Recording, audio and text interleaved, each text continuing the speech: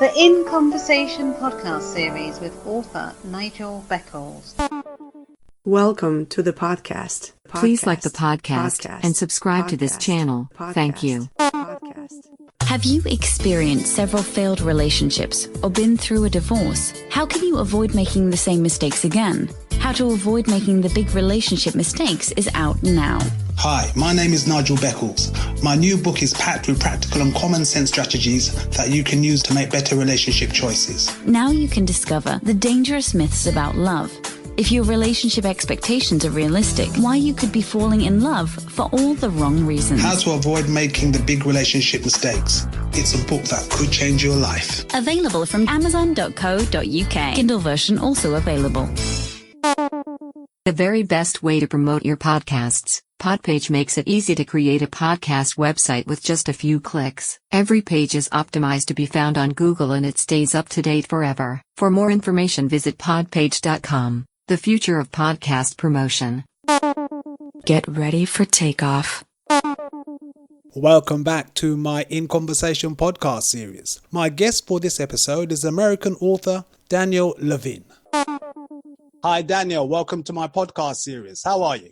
I'm fabulous. How are you today? I'm very good, thank you. Whereabouts do you live? I am in San Diego, California. When I ask you, how are you really? Like, there's a lot going on in the world right now. There's a pandemic going on. There is, a civil rights movement in America that's going and spreading across the world. There's a Me Too movement. How are you really doing with all that's going on? I'm okay. I mean, the art of managing your emotions is to observe and not to absorb. That is how I approach things. Because if you're going to get emotionally bound up with whatever's going on in the world, you can seriously damage your mental health. I mean, I was speaking to a friend of mine yesterday and he was saying he's actually been off of social media for like a period of a couple of months because he's found it too depressing. So what's it like where you live then? We live in sort of a paradise type world, in the sense that in San Diego, we live a few blocks from the ocean. The temperature, when I moved here 18 years ago, 20 years ago, the weather forecaster would say, it's going to be 70 degrees. I'll see you again in 6 months. And in 6 months, they said, it's going to be 70 degrees. We'll see you again in 6 months.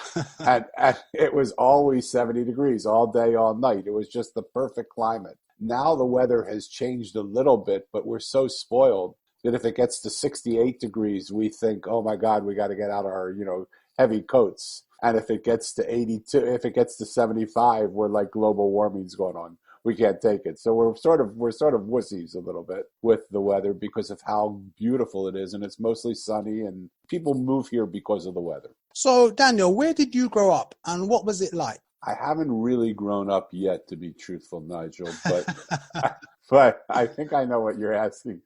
I was born in Philadelphia and I'm 65 years old. So when I was born, the world was a different world. And I grew up in a family that was an absolutely beautiful family. My dad worked really hard, didn't make much money, but we were a lower middle class family. My mom also worked, but she was home every day by the time we got home, so that there was milk and cookies on the table for us. And we would sit down at the table to eat dinner together, and we would just laugh and enjoy each other. The only thing was it didn't last long. My dad passed away when I was 13.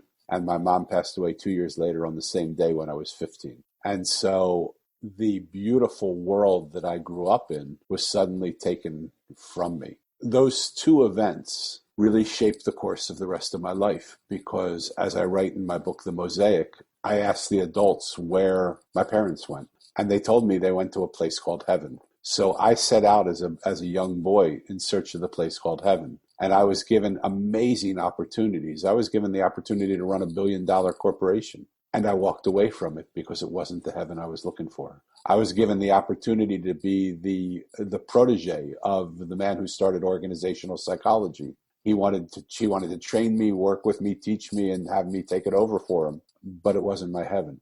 I had the opportunity to go to seminary, and I studied 5 years and left one day before I was ordained because that wasn't my heaven. I had the opportunity to live 10 years as a monk in a monastery, and I left when I met a woman and we got married, because the monastery wasn't my heaven.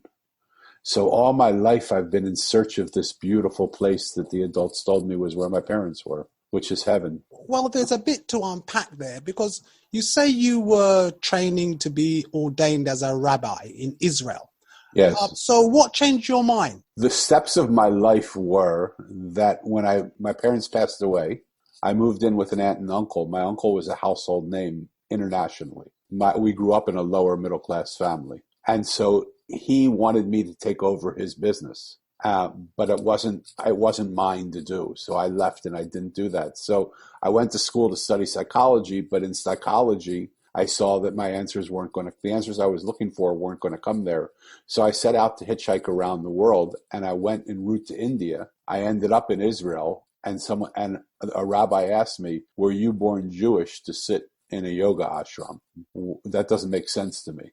And he said, "Why were you born Jewish?" And I said, "I can't answer your question." He said, "Stay here with me then until you can." And so I stayed 5 years. And the day before I was going to be ordained, I said to him, "I finally have an answer to your question. I was born Jewish to try and broaden the scope of what Judaism is, and I don't think that can happen through the ordination that I would receive from you. And in all integrity to you, I wouldn't want to be ordained in your name and not practice the teachings that you've taught me to believe. So I'm going to step down from that, because I don't think I would represent you the way you would want me to represent. You would want to be represented if I accept the ordination from you." And I walked away. So you spent quite a few years studying various religious practices. So what do you consider the major differences between spirituality and religion? Feeling versus dogma, personal experience versus church experience, control. In religion, to me, most religions have an invested interest in building their community. Spirituality has an invested interest in building the self. To me, spirituality, the process of being a spiritual human being, is to get to know yourself.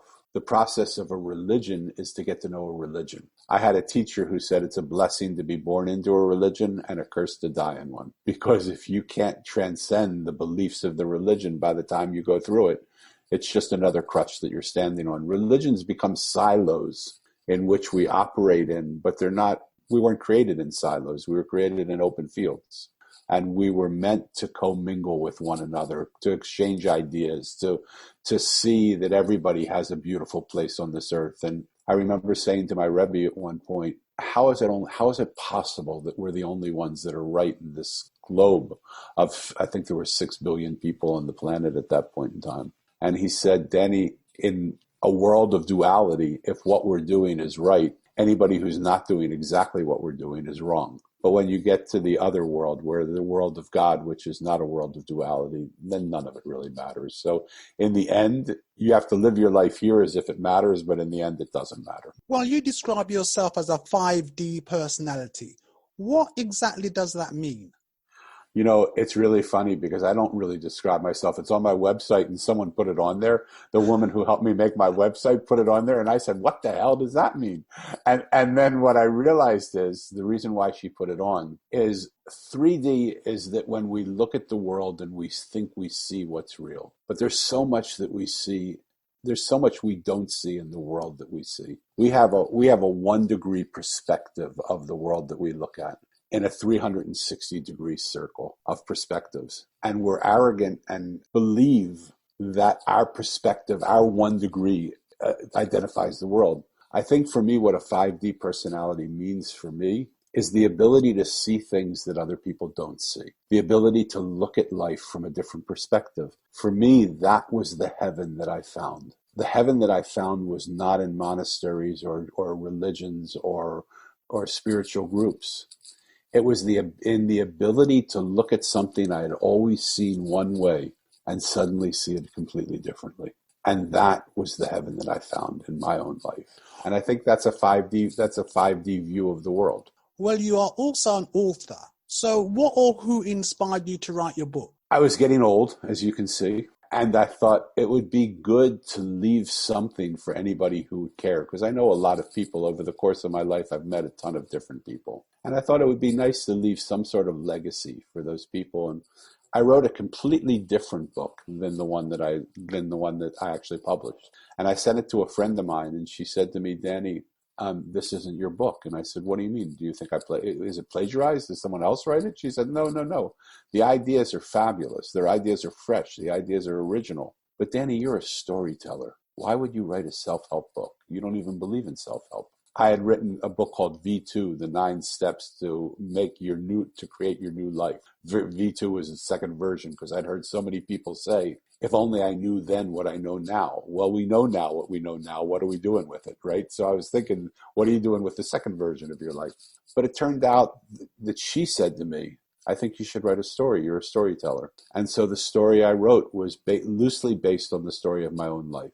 It's a story about a boy who loses his parents 2 years apart on the same day. And when he asks the adults where heaven is, where his parents are, they tell him they're in heaven. And he sets out in search of the place called heaven. But the people he finds along his way are not the rabbis and the priests and the shamans and the ministers and the Aborigines elders. They're the trash man and the homeless guy. They're the street artist and the blind woman. They're the juice man and the gardener. They're common, ordinary people.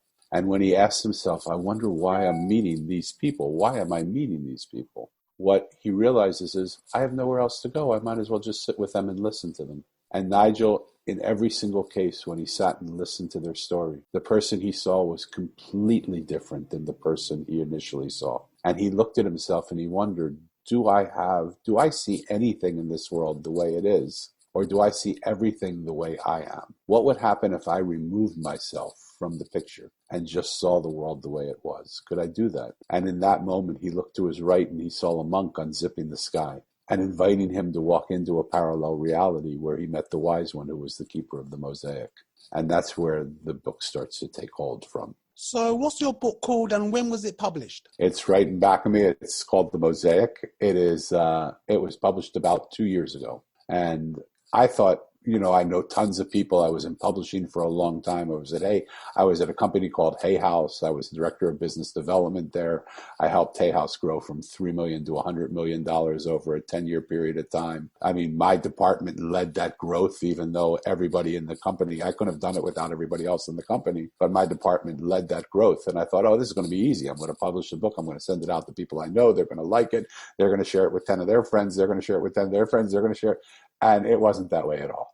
It was a big wake-up call for me of how removed I had spent my whole life building up other people's lives, and I hadn't really spent my time building up my own network. So I'm now just watching patiently the process of how one person loves it and shares it with another person, but it's not this 10 to 100 to 1,000 to 1,000,000 to that I thought it was going to be easier. It's not as easy as I thought. There's so much information out there now. Well, that's very true. And I mean, when I published my first book, my experience was very similar. But then I discovered that it's actually the marketing is just as important as publishing the book. Publishing the book really is just the first step.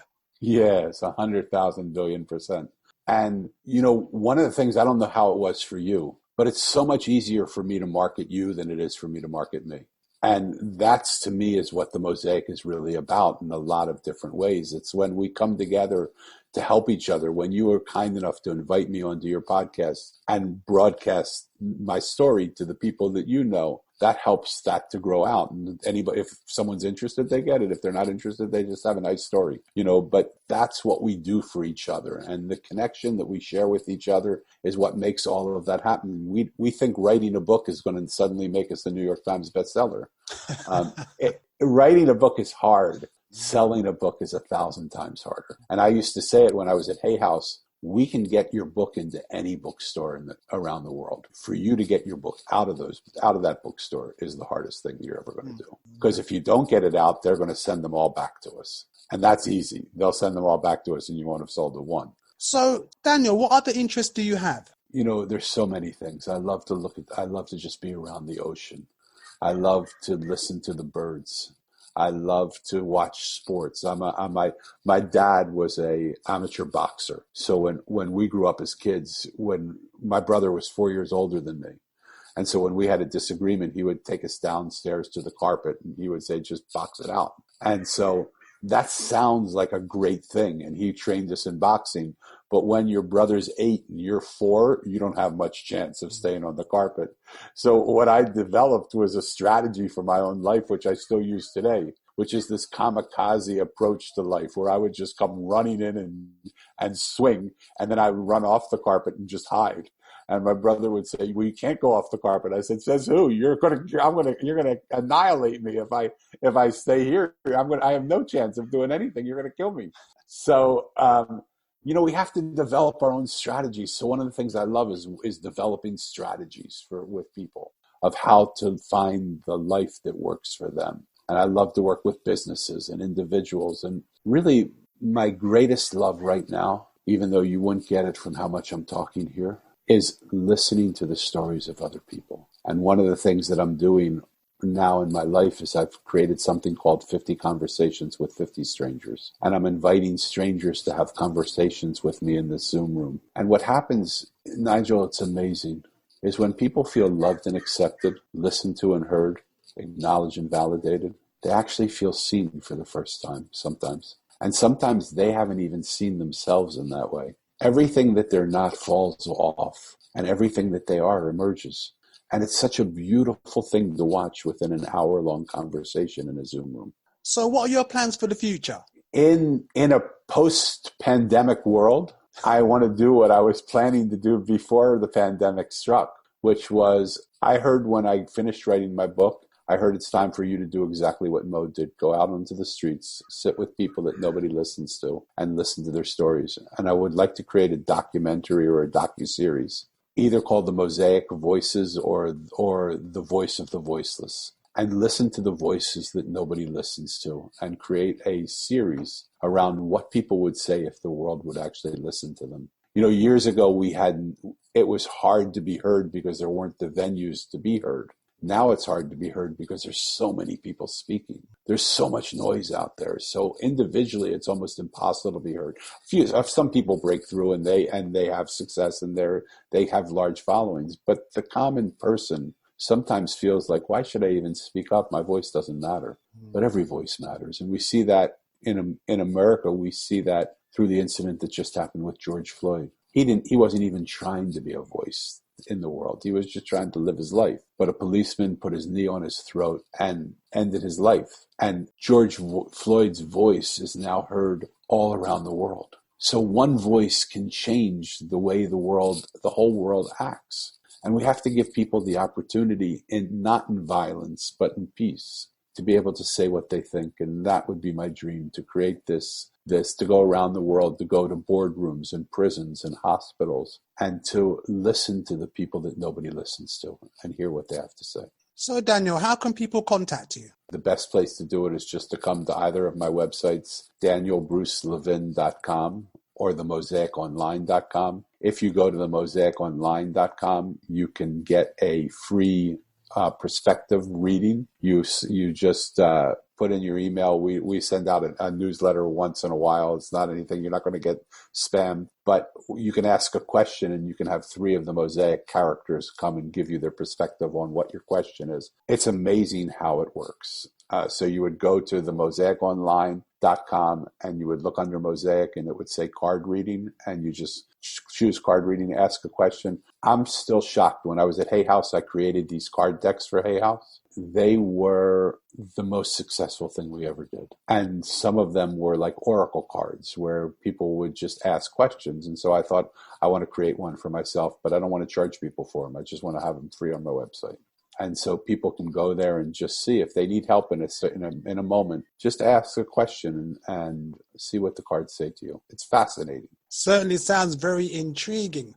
Daniel in California, thank you very much for your time. Much appreciated. It's my honor. Thank you for having me, Nigel.